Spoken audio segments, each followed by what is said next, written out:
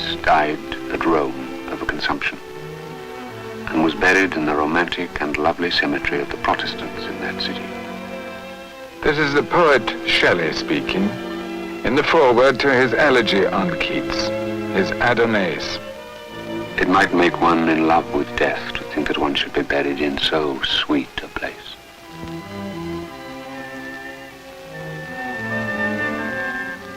This grave contains all that was mortal of a young English poet who, on his deathbed, in the bitterness of his heart at the malicious power of his enemies, desired these words to be engraven on his tombstone. Here lies one whose name was writ in water. Now, Keats, quickly! Back to the shop, Mr. John. Back to your plasters, pills, and ointment boxes, Mr. John. Shelley and others believed that Keats had been killed by the brutal reviews of his poetry in the leading magazines. What are you looking so worried about, Keats? He'll be all right. The critics had discovered that he had once been a medical student. It is a better and a wiser thing to be a starved apothecary than a starved poet. So back to the shop, Mr. John. The poor fellow seems to have been hooted from the stage of life. Hooted from the stage of life. Shelley thought so. His friend thought so. There was only one, it seemed, who didn't. That was John Keats himself. This is a mere matter of the moment. I think I shall be among the English poets after my death. And of course he was, but not at his death. Not for years after his death. What the world remembered throughout the 19th century, or most of it, was the pathetic figure Shelley, in his anger, had imagined. Like a pale flower by some sad maiden cherished, the broken lily lies. The broken lily. The pitiful, gifted boy who lived but never had his life, loved but never took his love. Keats, had he known this estimate, would have grinned. He had a gift for grinning. When I was a boy, I thought a fair woman a pure goddess. I thought them ethereal above men. I find them now perhaps equal. I could say a good deal about this, but I will leave it. For after all, I do think better of womankind than to suppose they care whether Mr. John Keats, 5 feet high, likes them or not. As a matter of precise fact, Mr. John Keats, at the age of 20, was 5 feet 1 and a fraction, stocky and quick, with reddish-brown hair and something about him which made men and women forget what height he actually was. There was something else about Keats at age 20. More had happened to him for good or bad, usually bad, than most men look for in a lifetime.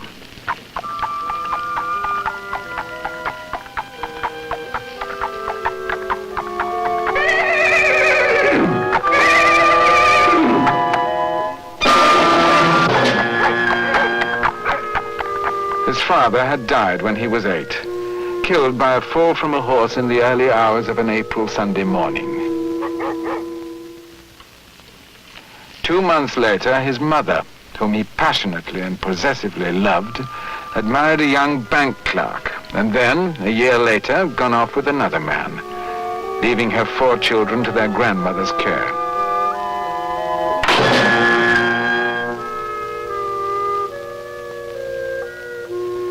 She was gone for 5 years. 5 years during which Keats had started school, neglected his books, played football, fought, played football, fought,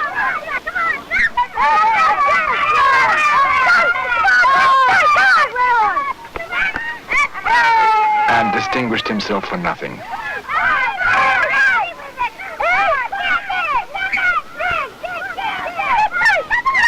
The opinion of his schoolmates was that he would end up as a general in the army.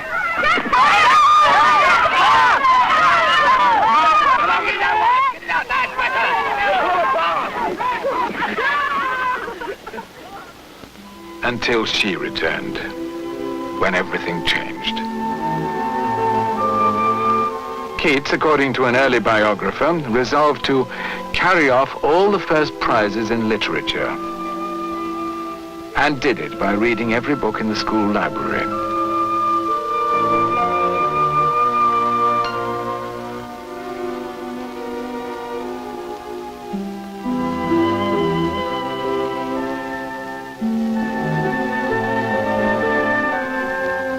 The first prize he carried off, C.H. Kaufman's Dictionary of Merchandise for the use of counting houses.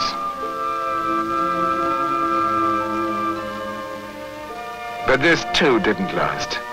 Everything in Keats's life was haunted by death. Everything was brief.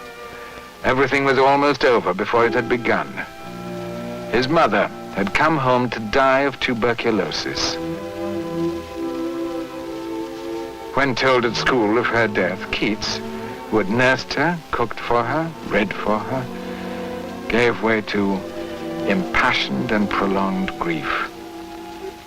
He was 14 years old.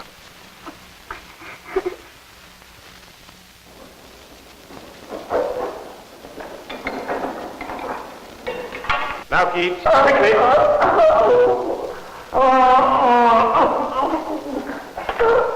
Right, take over. Years afterward, Keats wrote, "Life must be undergone," meaning not that it must be endured, but that it must be lived.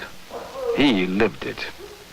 After his mother's death, he left school, studied medicine for 5 years, served his intern year as dresser to the most notorious butcher among the London surgeons of his day, stood his tours of duty in the wards, slept next to the bloody operating room, handled accident cases at night, emergencies, hemorrhages, all without anesthetics or anything remotely resembling what we mean by sanitation.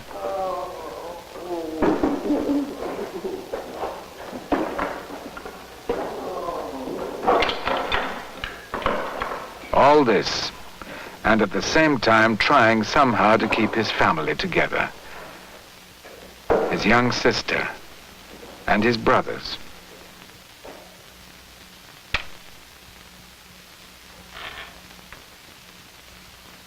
I have 2 brothers. One, with an exquisite love of life, is in a lingering state. This was Tom, 3 years younger than Keats. My love for my brothers, from the early loss of our parents and even earlier misfortunes, has grown into an affection passing the love of women. And yet, with all this, because of all this, in spite of it, something else was happening to Keats in the wards and the operating theater and Tom's sick room. The genius of poetry must work out its own salvation in a man. That which is creative must create itself.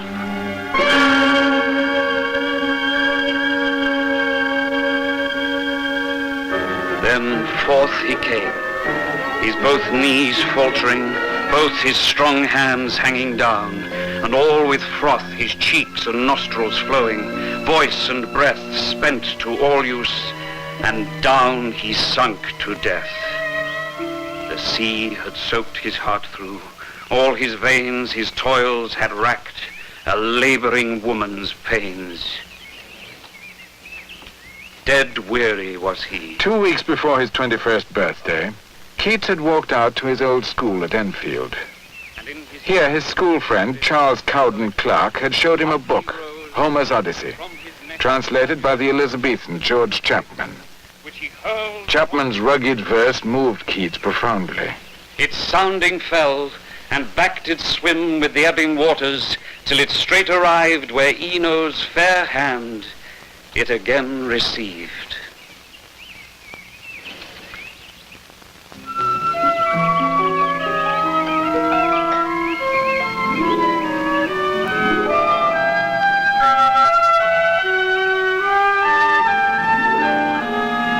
Much have I traveled in the realms of gold.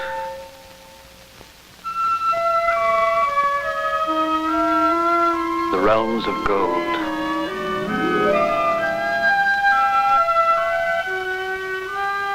And many goodly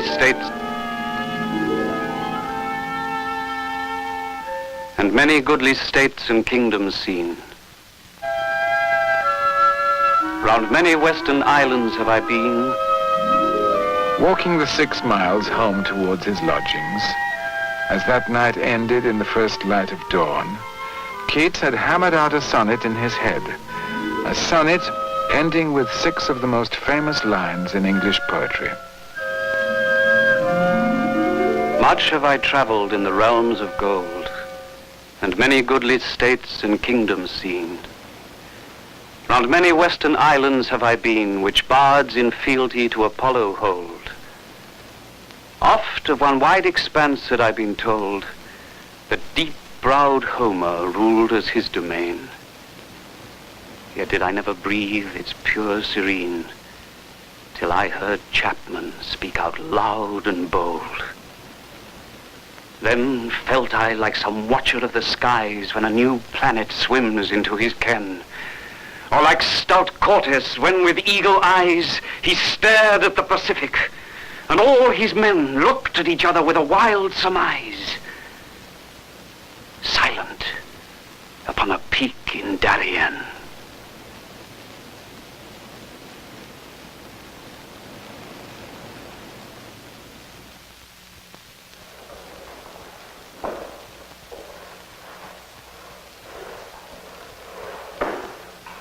Isn't that?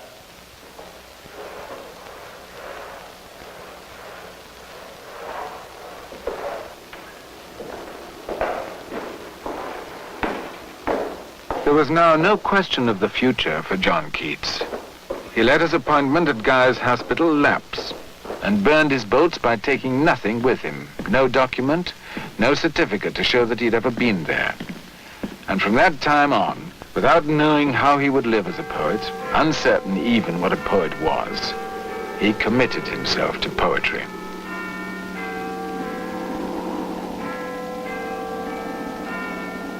That which is creative must create itself.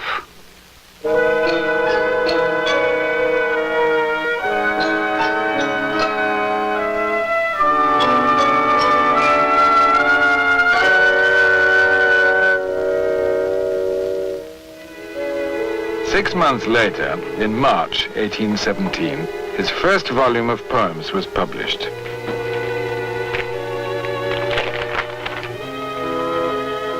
It was read, as he put it, by some dozen of my friends who liked it, and by some dozen I was unacquainted with who did not.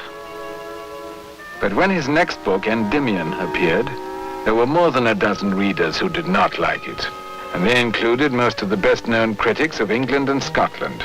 Back to the shop, Mr. John. I am pursuing the same instinctive course as the veriest human animal you can think of. I am, however, young, writing at random, streaming particles of light in the midst of a great darkness. Back to your pillboxes, Mr. John. But however dark the darkness, however unjust the criticism, his instinctive course was sure. He seems to have been born knowing what many poets never learn, that the only subject of poetry is the living of life. The world is full of misery and heartbreak, pain, sickness, and oppression.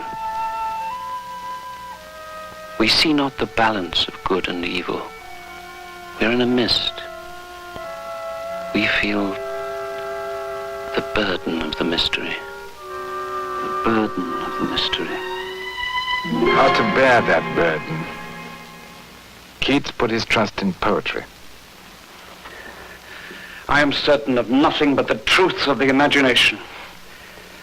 What the imagination seizes as beauty must be truth.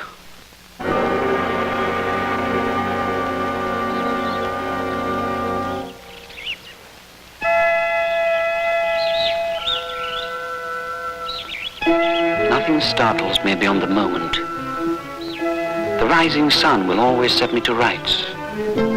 Or if a sparrow come before my window, I take part in its existence and pick about the gravel. In the summer of 1818, when Keats was 22, his older brother, George, married and emigrated to Kentucky. Keats's many-paged letters to him and his wife are filled with a growing belief in his powers for poetry and with his own exquisite love of life. My dear brother George, Brown and I walked along the border of Windermere, all beautiful with wooded shores and islands and green overhead, full of foxgloves. Gentlemen, a toast to Mr. Newton's health and confusion to mathematics. There was at this immortal dinner, as Haydn called it, Wordsworth, Monkhouse, Landseer, Charles Lamb, and your humble servant. Lamb got tipsy.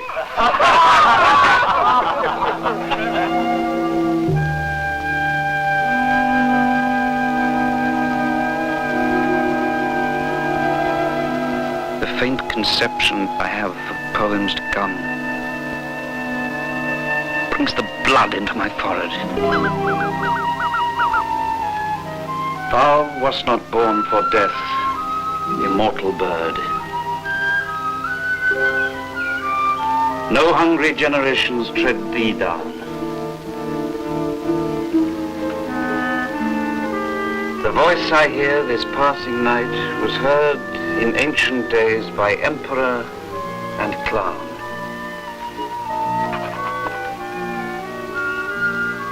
Perhaps the self-same song that found a path through the sad heart of Ruth, when, sick for home, she stood in tears amid the alien corn.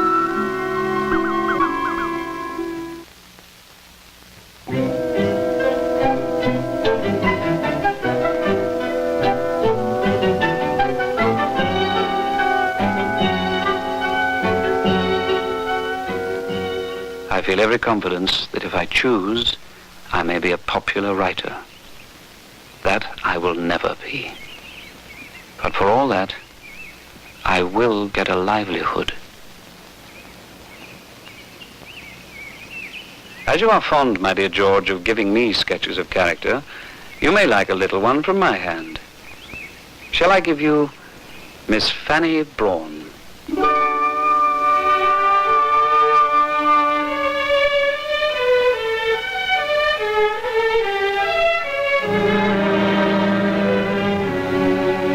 She is about my height, with a fine style of countenance of the lengthened sort.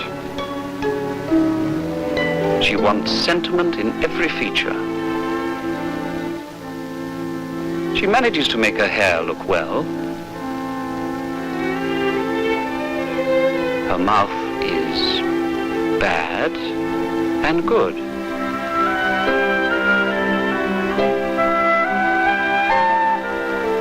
Her nostrils are fine, though a little painful.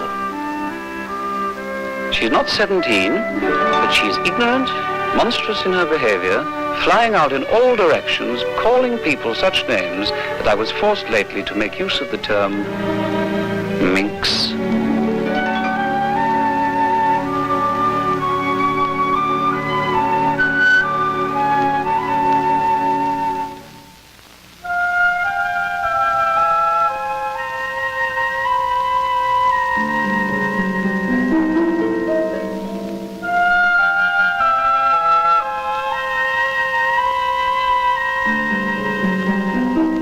write high poetry in suffering and defeat is as nearly impossible as anything can be.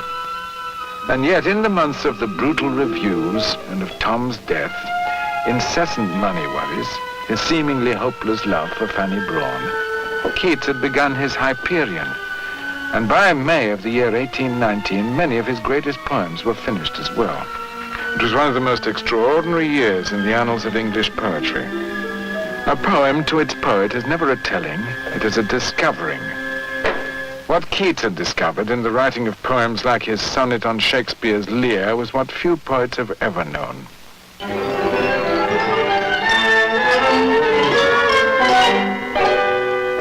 Once again the fierce dispute betwixt hell torment and impassioned clay must I burn through.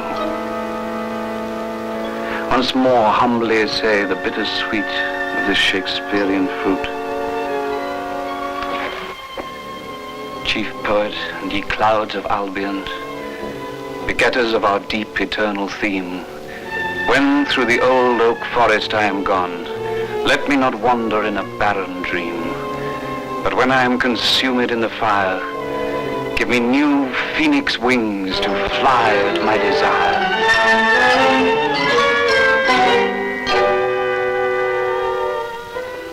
The fierce dispute between humankind, impassioned clay, and hell torment, the contradiction at the heart of human life, poetry's deep eternal theme. To be capable of poetry, Keats had discovered, is to be capable of life, of the suffering as well as the delight. Keats at 24 was indeed among the English poets, though few then guessed it. But he had come almost to the end of his poet's life. He seems to have known. When I have fears that I may cease to be, before my pen has gleaned my teeming brain.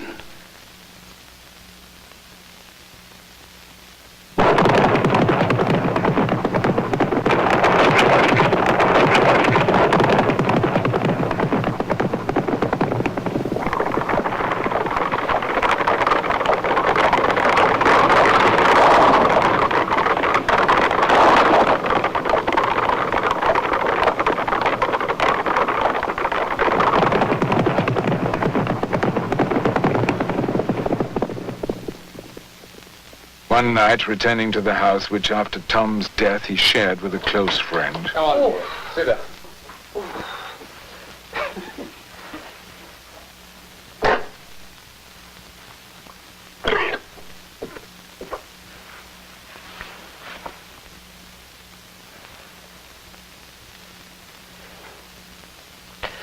That's blood from my mouth.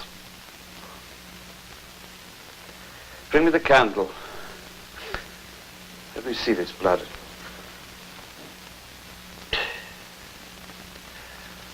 I know the color of that blood. It is arterial blood. I cannot be deceived in that color.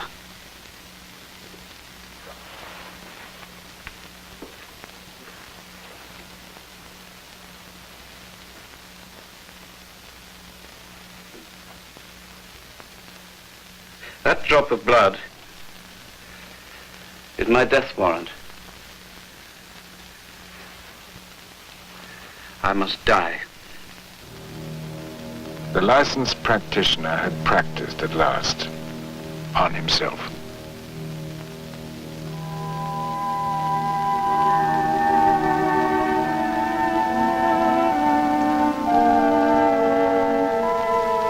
My dearest Fanny, they say I must remain confined to this room for some time. From that time on, from February 1820 until September, when he left London for Rome, where he was to die, Keats's whole attention, clouded by his worsening illness, by a growing sense of failure, by loss of family, lack of money, centered itself on Fanny Braun. The consciousness that you love me will make a pleasant prison of the house next to yours. Living next door to her, he saw her daily at first, and he wrote her. According to all appearances, I am to be separated from you as much as possible. How I shall be able to bear it, I cannot tell. I wish I had even a little hope. They talk of my going to Italy.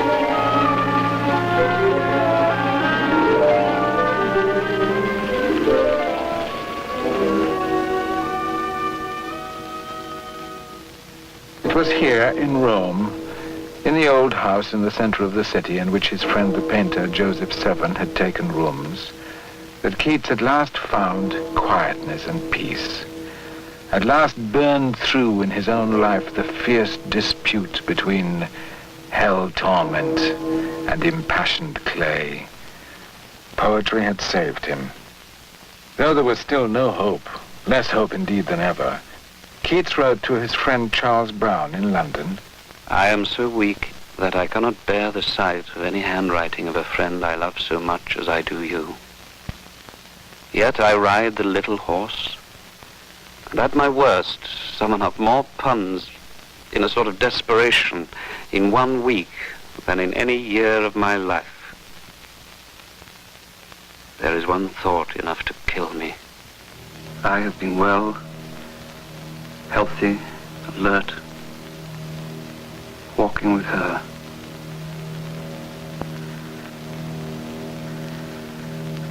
Now, the knowledge of contrast, feeling for light and shade, all that information, primitive sense necessary for a poem, are great enemies to the recovery of the stomach. There, you rogue. I've put you to the torture.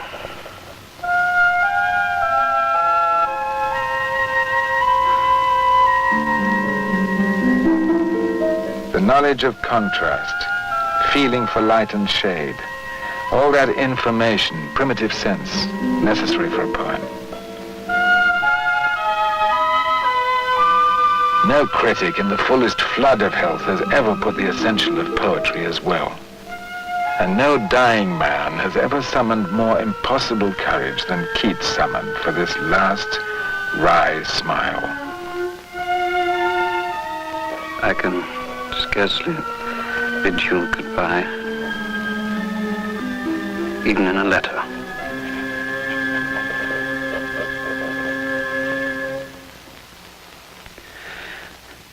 I always made an awkward bow.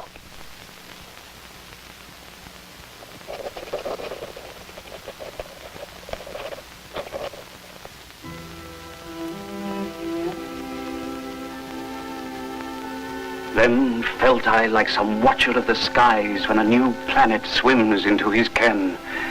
Or like stout Cortes when with eagle eyes he stared at the Pacific, and all his men looked at each other with a wild surmise.